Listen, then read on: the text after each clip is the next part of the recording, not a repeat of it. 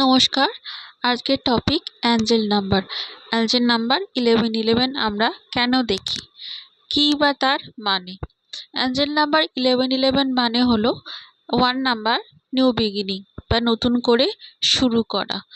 আপনি হয়তো কোনো লাইফে কোনো স্ট্রাগল চলছে বা আপনি কোনো সিচুয়েশনে স্টাক আছেন, তো অ্যাঞ্জেল আপনাকে এই মেসেজ দিতে চাইছে যে আপনি এই স্ট্রাগল থেকে মুক্ত হতে পারবেন যদি আপনি চান। আপনার রেগুলার মেডিটেশন করা দরকার, আপনার রেগুলার ওম নমঃ শিবায় চ্যান্টিং করা দরকার, আপনার পজিটিভ চিন্তাভাবনা করা দরকার যাতে পজিটিভভাবে সেটা ম্যানিফেস্ট হয়।